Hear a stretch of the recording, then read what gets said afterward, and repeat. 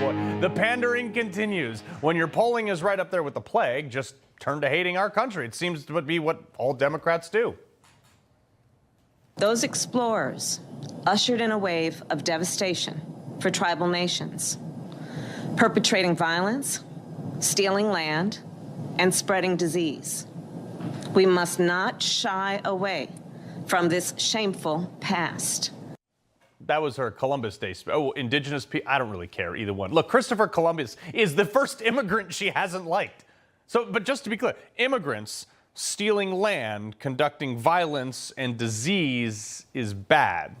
Got it. Then can you help me understand why ABC is dismissing that same logic today? I'm going to stop you. The incidents were limited to a handful of apartment complexes, and the mayor said our dedicated police officers have acted on those concerns. A handful of problems.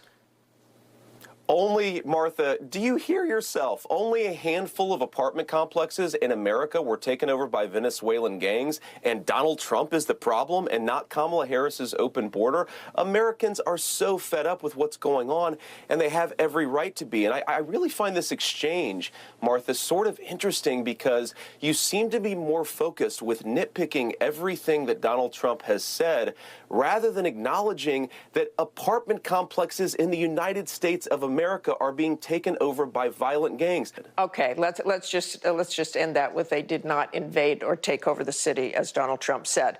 I want to move on to just a few women. Apartment complexes, no big deal. A few apartment complexes that the mayor did not seem was invading the entire city. yeah, let's move on, because Vance just ended your professional credibility forever. So it's bad when Christopher Columbus does it, but just real quick so we're clear, armed Venezuelan gangs who entered our country illegally, taking over a few apartment complexes, that's totally fine. You know, because it's only just a few. Not if you lived in those apartment complexes. I'm just wondering, how many apartment complexes would not be fine to take over, Martha?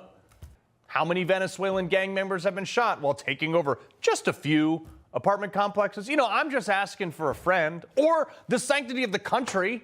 This is why the Harris campaign and her allies and PACs and everybody else just dumped another $50 million into overcome these recent betting odds. I also trust these betting odds at way more than the polls because people are actually putting money on it and not some mythical theory based on a political insider that goes out and finds a demographic that people are paying for the poll that they want to hear.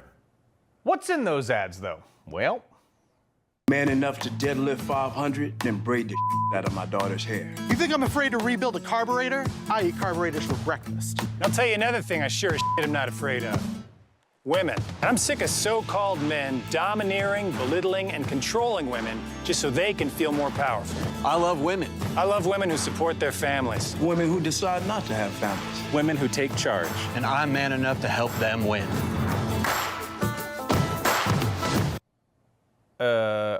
I mean, a lot to say here. We didn't even know this was parody. We had to confirm that it was a real ad. That first off, that guy doesn't know what a carburetor is, okay? That other dude does not deadlift 500 pounds. Trust me, I guarantee that. And, you know, like there was a bunch of other stuff in this ad that is crazy. And then this dude right here, who sits like that, man? You're in an ad about masculinity. I mean, maybe be masculine. Let's do an ad with the least masculine man and call it being a man. Who are you appealing to? I thought this ad was a joke. It turns out to be real. If you're having a problem with men, don't gaslight men. Look, beta men that ad would actually appeal to, they're already voting for Kamala Harris. Good riddance. Any man that was even remotely on the fence was just like, yeah, no, I don't want anything to do with this.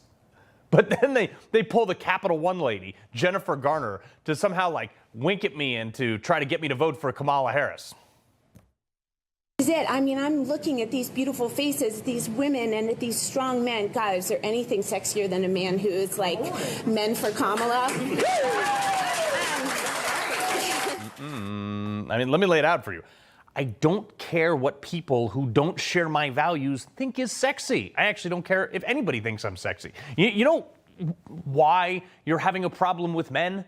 Because this ticket is so unbelievably inauthentic about it. Look, you have a deeply unlikable woman at the top of the ticket. She's just not likable. And then you have a guy that dipped out of military service when his country called him to go to Iraq and who tries to play tough guy. Men don't like that either. They don't like either of those things. But you think that men aren't voting for your team because Kamala Harris is a woman? It's another example of how little you understand about this world, Democrats. Look, I have no problem voting for a woman, just not that woman. Because everything I look for in a candidate has everything to do with their policies. I happen to like Trump for exactly that. And I don't care about his mean tweets. I actually find them funny. I don't care much for actually also a lot of Republicans, too, male or female, because they didn't reflect my values either. I didn't like Hillary. Well, one, because she hated me and called me deplorable. Also, she wanted to take pretty much all of my rights. And also, can't forget this one. She left my friends to die in Benghazi. I also didn't like Obama for the same reasons.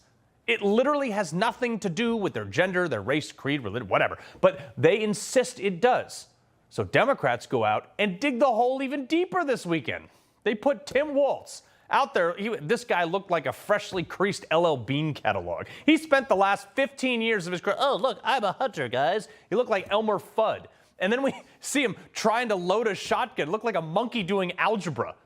But it's not only that men that they're losing, it's the black vote that they thought was guaranteed because the Democrats just took that for granted. They're trying to pander for that, too. Announcing some new crazy plan that she didn't do in the last 4 years, but will somehow think she's going to get it through Congress in her first 4 years or next 4 years. This is going to provide $1 million loans to black entrepreneurs. Okay. Create more black male mentor programs. Okay. A health initiative to diseases like prostate cancer. You know what Lloyd Austin didn't let everybody know he was absent for? Among other things, all the issues the White House told us that things were not a problem for the last 4 years. No, black people are doing fine. So now they want Trump's medical records. He didn't release his medical records. You don't want to know things like his cholesterol level, whether he's dealing with any issue that we may not know about, if he's going to be commander-in-chief. And he also said he would release cognitive tests. Listen to your question. Should he release that? The American people, Kristen, the American people don't care about the cholesterol level of Donald Trump. Yeah, I'm sure. Mike Johnson will get right on that. Like, first off, cholesterol is not a bad thing. Your liver produces it if you don't have enough. Big Pharma just ran an influence campaign that they wanted to sell you statin drugs that 1/3 of the country is now taking, grossing Big Pharma $17 billion a year. I digress, but I also find it rich that the people who covered their eyes and they covered their ears to ignore Joe Biden's health now want Trump's cholesterol levels. Get bent. And now that Trump is surging in the polls, they have moved on to desperation. And there's this fear that Donald Trump is poised for victory. Mm-hmm. Yeah. I think it's fair for Democrats to be incredibly depressed. I think it's fair for them to be discouraged. I think it's fair for them to explore whether Kamala Harris should be doing more. Feel free to do that. I think Mika Brzezinski is like the first person on MSNBC to actually acknowledge reality. They went on to cry about, why isn't the message breaking through? She's doing all the interviews everywhere. Well, maybe, just maybe, we don't like what she's selling. Did that ever cross your minds? Your ever so virtuous minds from your ivory tower? I mean, I could think of just like 1 second, some people, maybe some people have a different opinion than Mika Brzezinski. That people who aren't making millions of dollars a year carry water for Kamala Harris might have different priorities. Like, I don't know, feeding their kids and buying gas. Maybe nothing is wrong with you and I, folks. Maybe everything is wrong with the policies of the last 4 years. Maybe Donald Trump isn't some bad orange man, and maybe he wanted everyone's life to be better off, including you, Mika. You were in his first 4 years. Your $8 million salary sure went a lot further.